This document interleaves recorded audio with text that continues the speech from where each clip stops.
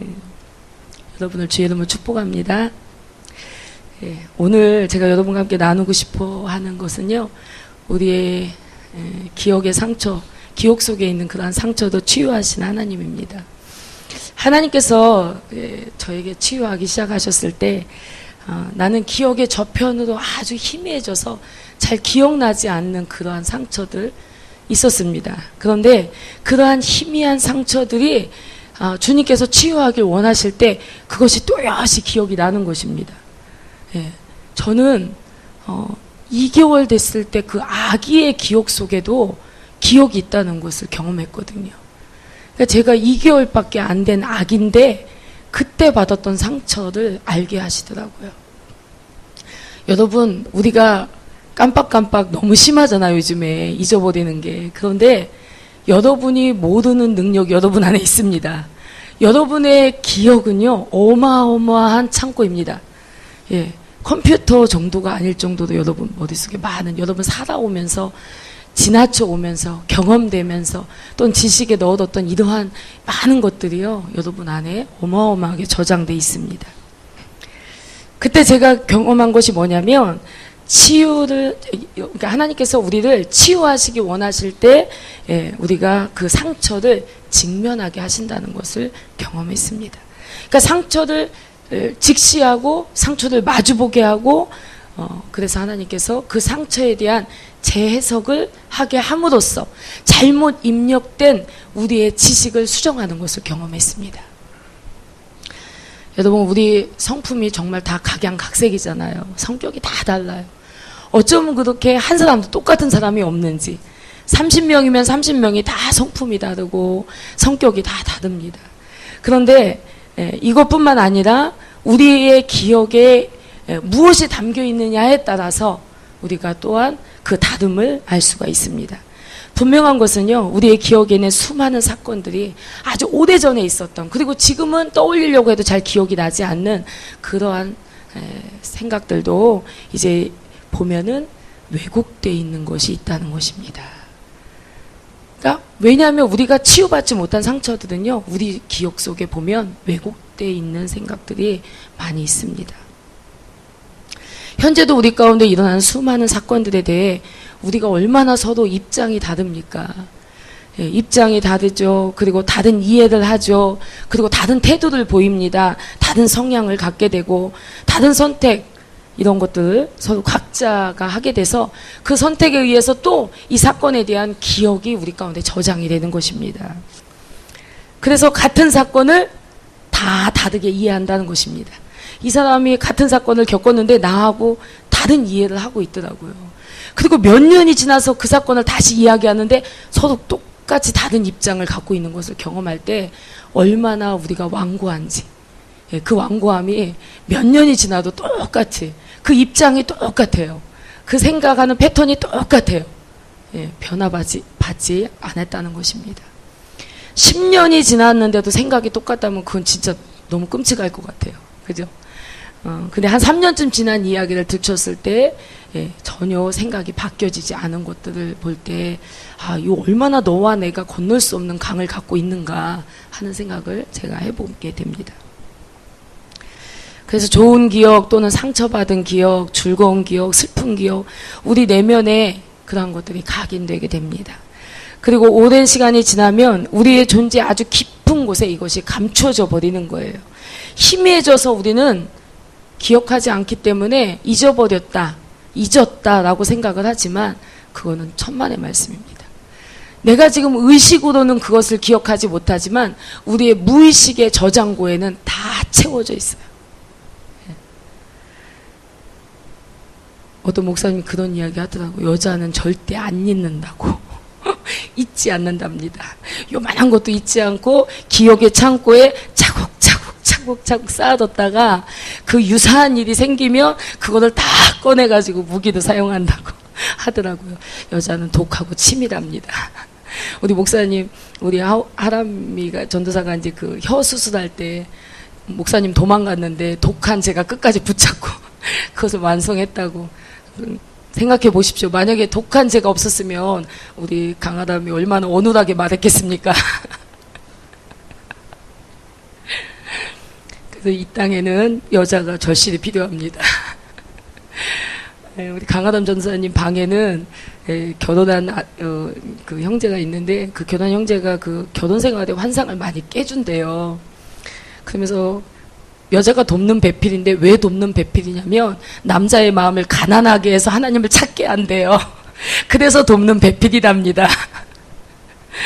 그래서 하나님께서 왜 여자를 만드셨는지 모르겠다는 이런 결론까지 나왔다고 합니다.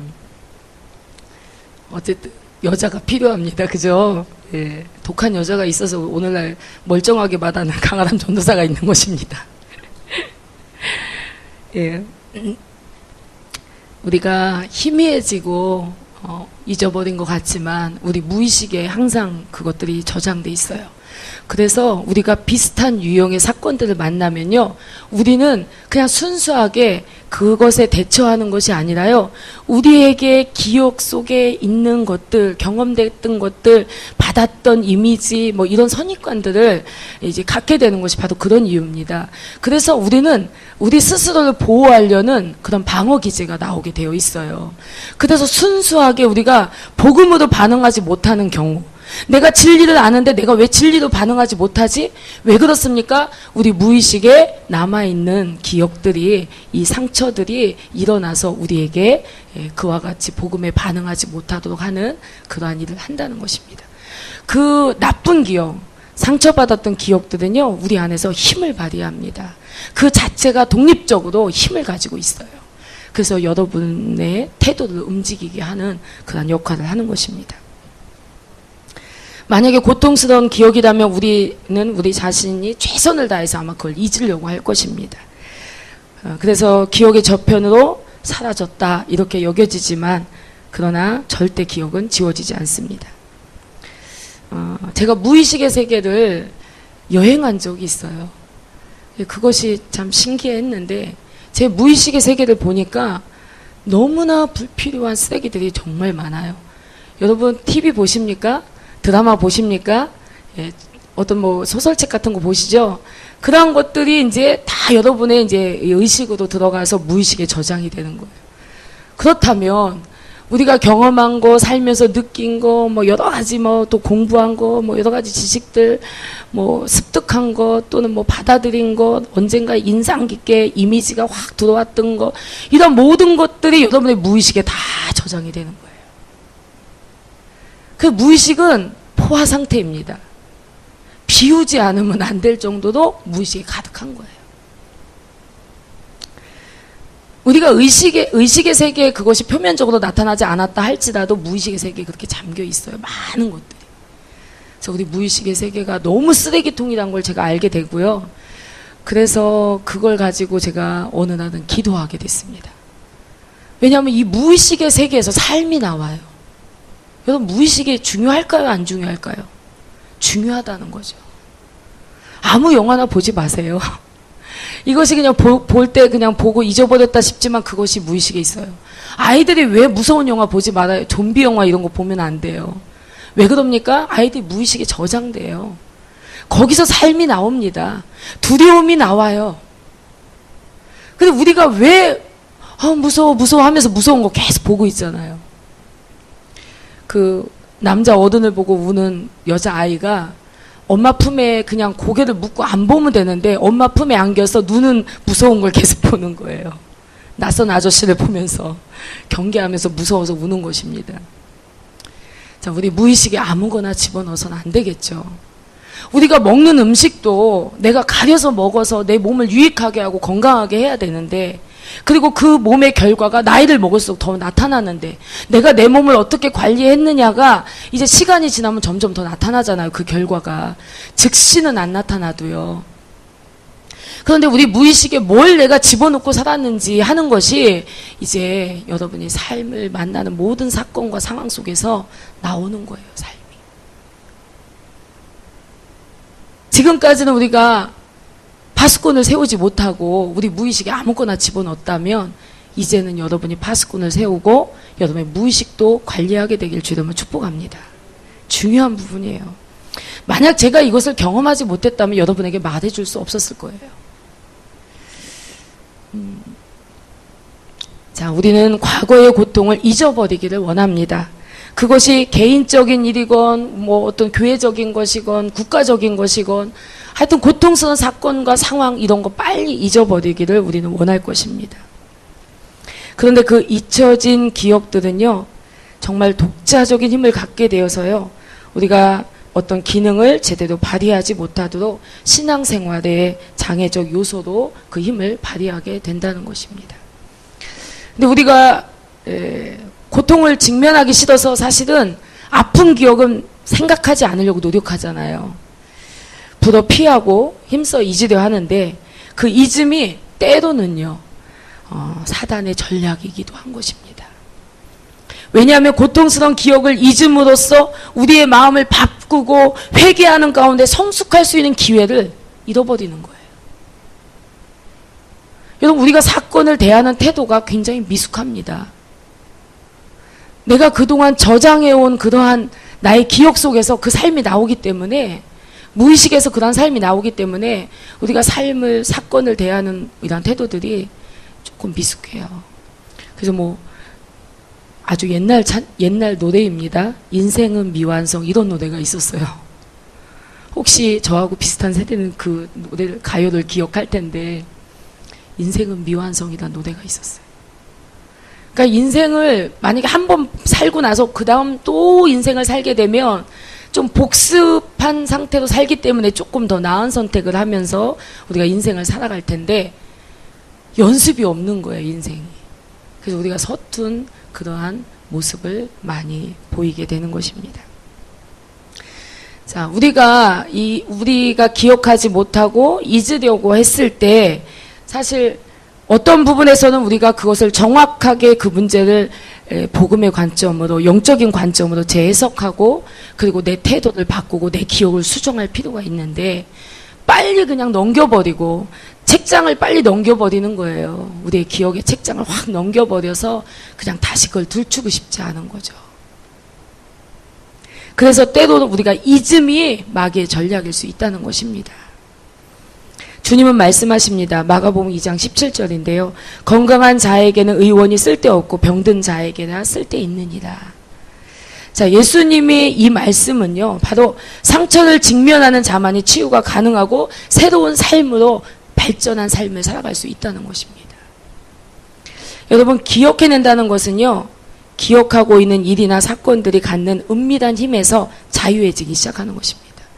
여러분, 우리가 공동체에서 기도 제목도 나누고 이렇게 하는 게 사실 쉽진 않아요. 왜냐하면 나에 대한 어떤 평가가 두려우니까. 그래서 나의 좋은 모습만 보이고 싶고 나쁜 모습은 안 보이고 싶잖아요. 근데 진짜 가족은요, 우리가 밥을 먹고 양치를 안 했어도 그냥 얼굴 보고 먼저 웃을 수 있는 거예요. 왜냐면 이미 나의 허물을 너무 잘 알아. 내가 뭐가 약한지 너무 잘 알아. 그렇게 알아가는 것입니다. 저는 우리 공동체 안에 그냥 뭐 그런 거에서 좀 자유했으면 좋겠습니다. 오픈하고 우리가 고백할 때 그것은 현격히 그 힘이 떨어집니다. 왜 우리가 서로 죄를 고하며 병 낫기를 위해 서로 기도하라고 왜 주님이 그렇게 말씀하셨을까? 바로 우리가 서로 죄를 고할 때 우리가 감추어 놨던 죄는요, 그 힘이 아주 그 역량이 대단하지만 우리가 죄를 고백하기 시작했을 때 그 죄는 그 힘이 현저히 떨어집니다. 우리를 더 이상 끌고 가지 못하는 거예요. 그래서 우리가 서로에게 죄를 고하는 거예요. 그래서 우리 공동체 안에 한 사람 한 사람이 다 빛 가운데 나올 수 있도록, 어둠의 영역들이 들춰져서 우리가 다 빛 가운데 나올 수 있도록, 서로를 지탱해 줄 수 있도록 그런 공동체가 되길 주 이름으로 축복합니다. 여러분, 과거의 상한 기억들에 접근하고 그런 기억들이 두려움 없이 빛 속으로 다시 나올 수 있도록 하는 것이 저와 여러분의 선택이어야 될 줄로 믿습니다. 방어 없이 하나님께 문을 여는 거예요. 근데 저도 제가 경험해 보니까요, 마음에 깨름직한 것이 있고 무거운 것이 있으면 하나님 앞에 정직해지지가 않아요. 감추고 싶고 뒤로 물러나게 됩니다. 이게 그냥 그렇게 그냥 무의식에서 그렇게 행동이 돼요. 그래서 하나님 앞에 우리가 정직해지는 것이 굉장히 중요한 것입니다. 여러분, 비가 내릴 때 땅을 갈지 않으면 이 딱딱한 그 대지 위에 비가 내렸습니다. 그리고 비가 온 다음에 농사 짓기 전에 뭘 합니까? 땅을 기경하죠. 땅을 뒤집어 엎는 것입니다. 이렇게. 그런데 우리의 삶도 이렇게 뒤집어 엎는 시간이 주님은 필요하다고 생각하시는 거예요.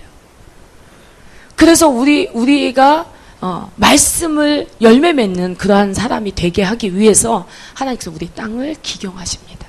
어제도 기경하셨고 오늘도 기경하고 계시고 내일도 기경하실 것입니다. 끊임없이 주님은 저와 여러분을 다스리고 계십니다.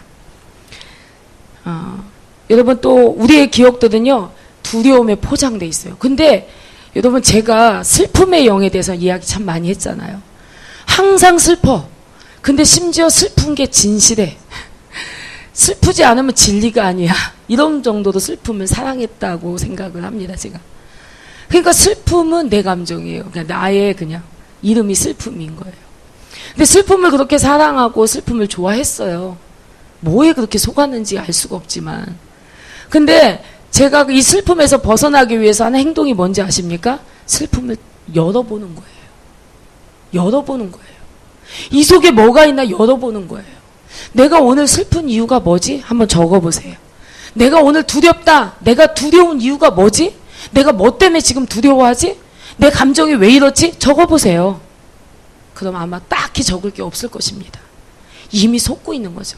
그리고 적어서 보면 별게 아니야. 이게 뭐 그렇게 슬플 일이고 이게 뭐 그렇게 두려울 일이야? 아직 일어나지도 않은 일 일어난다고 뭐 어떻게 내가 부정적으로 그것을 막 억지로 믿고 있는지. 그러니까 계속 끌려다니는 거예요. 그러한 생각들에. 그래서 그 감정을 제가 탈출할 수 있었습니다. 매일 적었어요. 매일. 내가 왜 슬픈지. 적어보세요. 내가 왜 두려운지.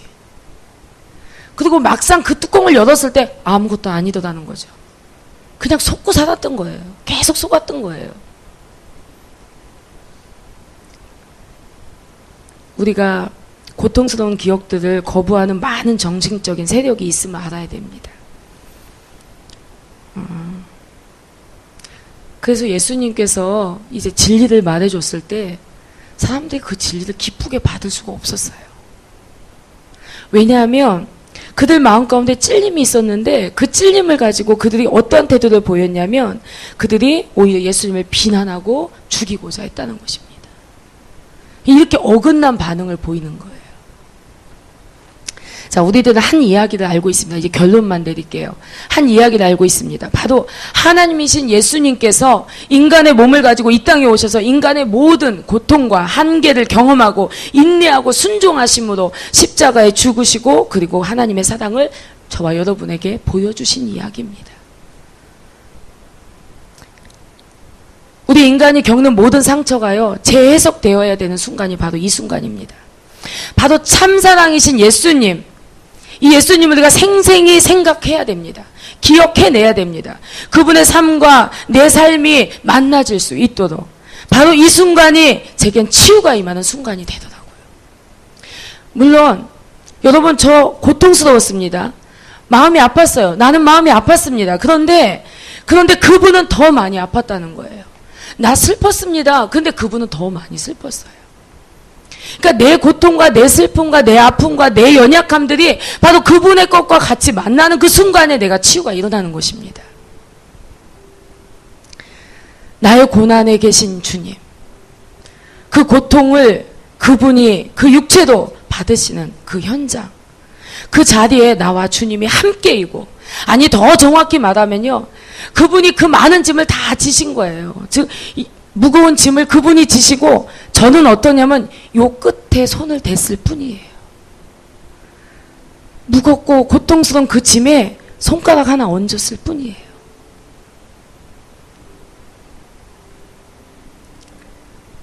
이런 상태인 것을 깨닫게 되는 것입니다. 나는 그냥 주님의 옷자락 하나 붙잡았을 뿐이에요.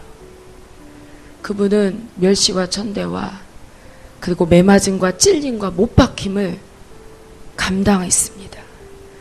근데 그것에 눈이 떠졌을 때 그때 치유가 일어나기 시작을 했죠. 우리의 고통들은요, 자신이 짊어져서 될 일이 아니죠.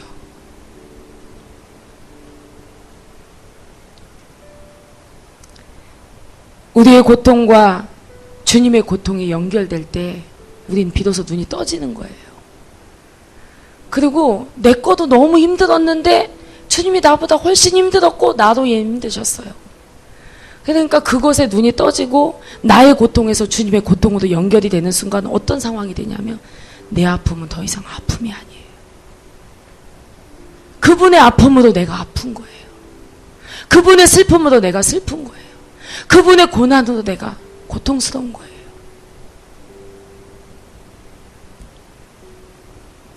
저는요, 치유한다는 것은 근본적으로 고통이 없어지는 거라고 생각하지 않습니다. 고통이 성장하는 거죠. 여러분, 바울이 로마에 가서 복음을 전해야 된다는 것을 알고 있었습니다. 그런데 공동체에서 기도하고 다 바울을 말렸어요. 당신 가면 결박당하고 당신 죽습니다. 당신 가면 고난받습니다. 당신 거기 가면 죽어요. 이 예언이 맞았습니까? 틀렸습니까? 맞았어요. 그런데 바울이 무엇을 선택했습니까? 내가 거기 가서 죽는 것이 아버지의 뜻이니까 나는 가야 된다라고 말했죠. 여러분, 이것이 예언의 수준이에요. 모든 것이 있어요. 그러나 모든 것보다 더 중요한 생명이 있습니다. 내가 틀리지 않았어요. 그러나 내가 맞았어도, 내가 옳아도 거기에 생명이 없다면, 거기에 하나님의 사랑이 없다면, 거기에 주님의 십자가가 없다면 그건 아무것도 아닌 거예요. 바울이 가서 죽을 거는 공동체가 다 같이 기도의 응답으로 받았지만 그걸 뛰어넘는 주님의 목적을 이루고 주님의 비전을 이루고 주님의 부르심을 이루는 것, 이것이 우리가 선택해야 될 것입니다. 더 높은 수준의 생명, 더 높은 수준의 예언을 성취해 가는 것, 이것이 저와 여러분의 부름인 것입니다. 여러분의 고난은 주님의 고난으로 바뀌어야 돼요. 그래서 주님의 고난에 참여한 자가 돼야 됩니다. 주와 함께 고난을 받고 그 영광에 참여한 자가 되도록 주님께서 저와 여러분을 그 연약함 가운데서 부르셨다는 사실입니다. 누가복음 24장 26절에 주님은 이렇게 말씀하십니다. 그리스도가 이런 고난을 받고 자기의 영광에 들어가야 할 것이 아니냐. 여러분, 저는 이 말씀이 저와 여러분에게 주시는 말씀이라고 생각해요. 우리가 통과해서 주님의 영광에 들어갑시다. 아멘. 지금의 상황과 지금의 한계와 지금의 모든 것을 우리가 뛰어넘읍시다. 그리고 하나님의 영광으로 그 부르심으로 나아가게 되길 주의 이름으로 축복합니다. 찬양하시겠습니다.